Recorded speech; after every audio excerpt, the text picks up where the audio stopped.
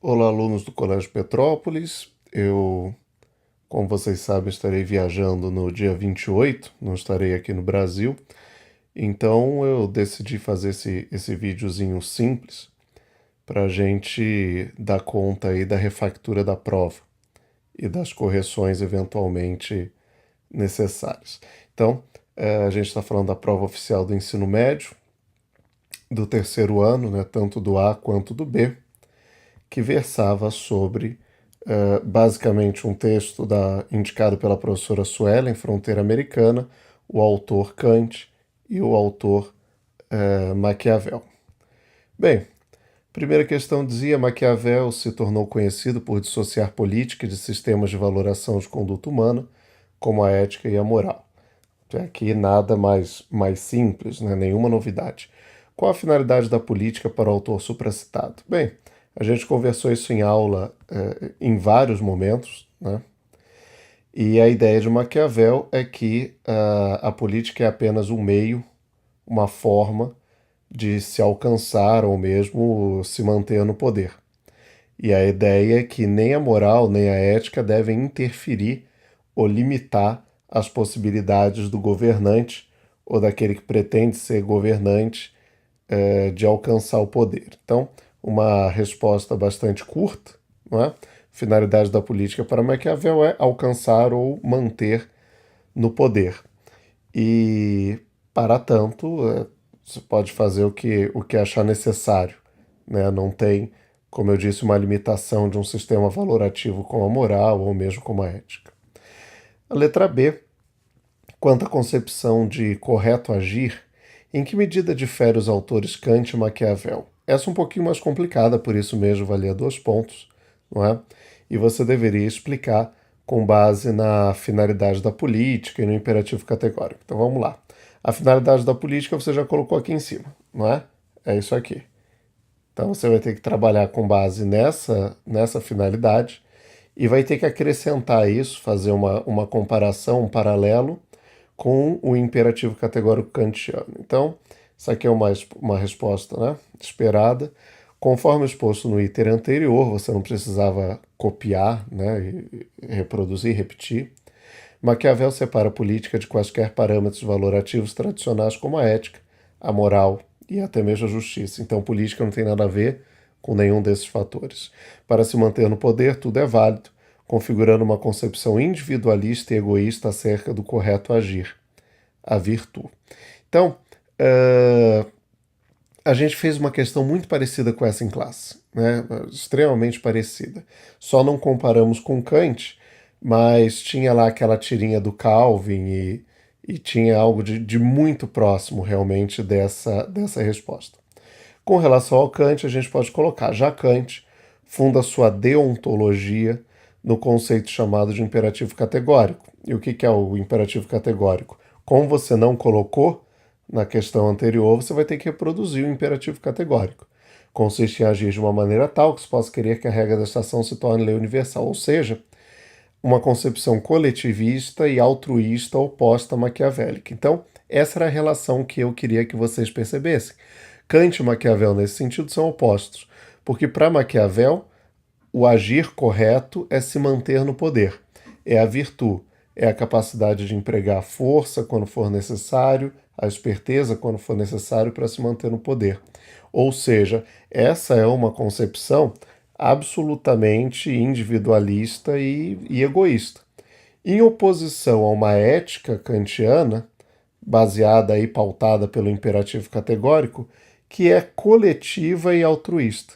Então, é claramente uma relação aqui de oposição entre o individualismo e o que é bom para a pessoa em termos de busca pelo poder e o que é bom para a coletividade e o pensamento, o tratamento ético do correto agir. Então, é uma questão que eu particularmente julgava interessante, mas uma questão simples frente à correção que a gente fez em aula e aos conhecimentos que a gente já observou desses dois autores. Então, uma questão que valia aí 30% da nota, a letra A bastante simples, né? Praticamente não chega nem a ser aplicação de conceito, simplesmente reprodução. E a letra B, sim, envolve um nível mais elevado dentro da taxonomia de Bloom, que já seria conseguir comparar, né, relacionar dois autores diferentes com duas ideias diferentes. Bom, questão 2. Sobre o texto da professora Suelen, né, que a gente deu uma olhadinha em aula também. Assim, o desenvolvimento americano apresentou não somente um avanço ao longo de uma só linha, mas um retorno a condições primitivas, num contínuo avanço da linha da fronteira e um novo desenvolvimento para aquela área. E aí, trechinho, pergunta, observe o trecho, retirado da obra Oeste Americano, e responda. Letra A. Explique o motivo do retorno a condições primitivas durante o processo de expansão das fronteiras americanas. Então, estava bem no início do texto e era repetido em vários momentos. Então, se você leu o texto, ainda que superficialmente, você saberia responder essa questão, né? A ideia do retorno a condições primitivas, e está em itálico porque eu retirei do trecho, se deu em virtude da rápida expansão que impossibilitou a manutenção dos hábitos e costumes característicos dos europeus, dada a falta de infraestrutura para mantê-los. Então, qual é a ideia? Você está desbravando praticamente um deserto. O que não é deserto, e eu digo deserto em termos de população, né, de pessoas, de proprietários, moradores, de residentes. O que não tinha índio era terra de ninguém.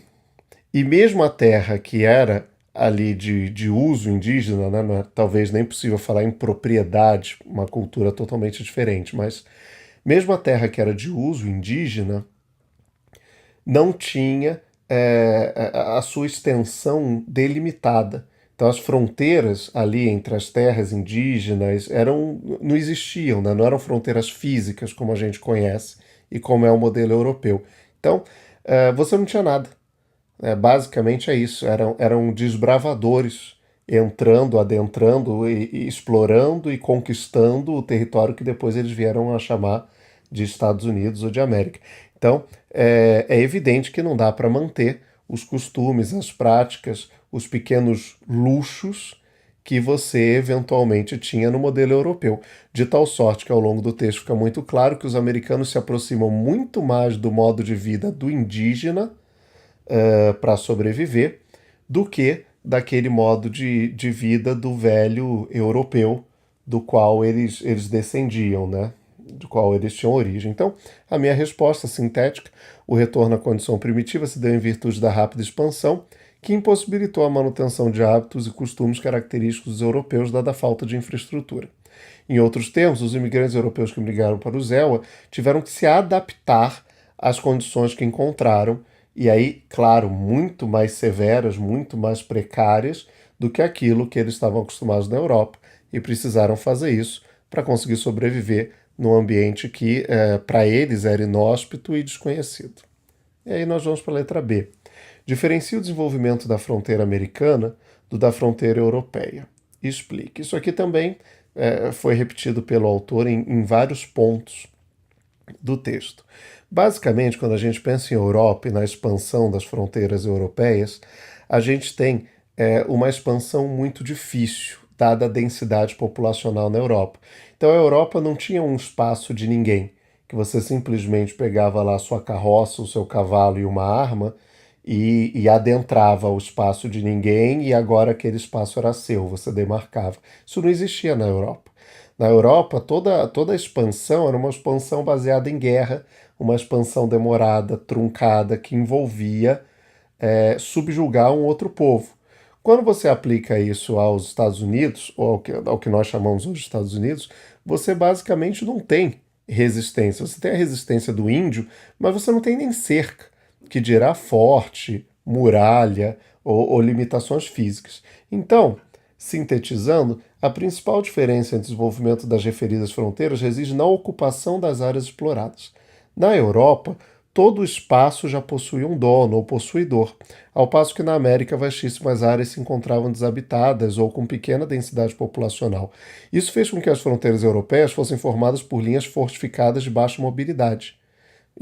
Conseguem visualizar isso? Então você tinha fortes, você tinha muros, você tem cidadelas protegidas. No modelo americano, você não tem nada. Você tem terra e mato. Então, é muito mais rápida a expansão nesse território selvagem americano do que seria a expansão no modelo europeu ou no território europeu. Então, assim, o desenvolvimento totalmente diferente das duas fronteiras. E isso aqui, a primeira questão valia 2 pontos, a segunda questão valia 2 pontos. Basicamente, era interpretação de texto. Então, eu não diria nem interpretação de texto, eu diria verificação de leitura. Era só para ver se vocês leram ou não leram o texto. E pelo visto, muitos não leram, né? Pelo tipo de resposta, muitos não leram. Isso aqui não dependia de uma explicação minha em classe, detalhada. Não, era ler. Ler o texto e você conseguiria chegar a essa conclusão com bastante facilidade. Por fim, a terceira questão, que eu fiz aí um gracejo, não é? Relaciona os conselhos transcritos abaixo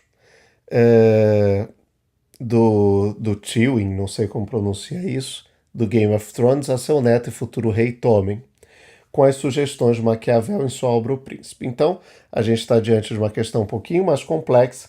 Mais uma vez, eu peço para que vocês relacionem uma coisa com outra coisa. O primeiro elemento, o primeiro fundamento, é o vídeo, que estava no blog, que eu pedi em classe para que vocês assistissem.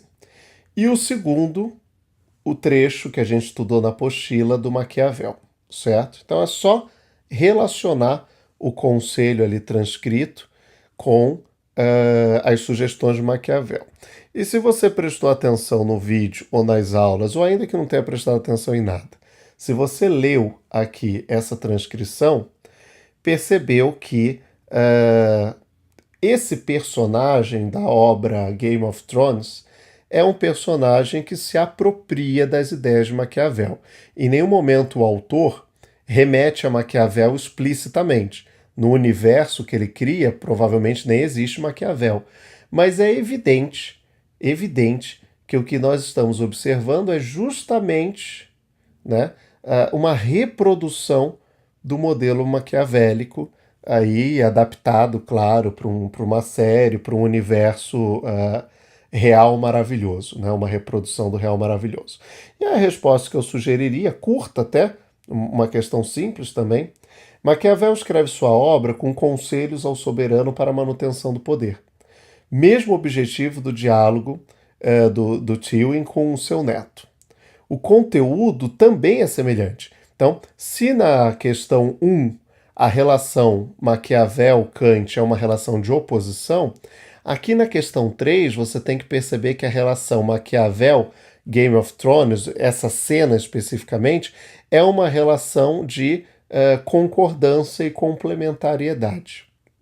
Então, os dois têm o mesmo objetivo, certo? Tanto o avô lá do então rei quanto Maquiavel estão aconselhando o soberano e indicando quais seriam as formas de se manter no poder pelo maior tempo possível. Então, o conteúdo é muito semelhante, as dicas, as sugestões que tem que o personagem dá são retiradas do Maquiavel, como eu falei, então praticamente uma transcrição das sugestões de Maquiavel, com menções a personagens específicos da trama de Game of Thrones. Em ambos fica claro que para se manter no poder não basta bondade, inteligência ou força isoladamente. Então isso está muito claro no trecho e isso é facilmente extraído da obra de Maquiavel. É necessária sabedoria. E a sabedoria no Game of Thrones é justamente o conceito de virtude em Maquiavel. A ideia é que você consiga, no momento, né, em cada momento, empregar aquele atributo, aquela skill, aquela habilidade que vai fazer, ou que vai possibilitar que você se mantenha no poder. Então, a ideia é que se você precisar usar a força, você use a força. Se conseguir evitar o uso da força e com uma jogada de repente mais inteligente ou mais esperta resolver, que você faça da mesma forma. Então, o que o autor lá, o Martin, chama de sabedoria, né, a gente poderia traduzir como sabedoria, não é diferente daquilo que Maquiavel chama de virtude. E era muito importante que o aluno conseguisse perceber essa relação. Espero que tenha sido útil. Vocês vão receber a prova corrigida muito em breve, a nota vai ser lançada muito em breve e a gente tira eventuais dúvidas aí que restarem em aula.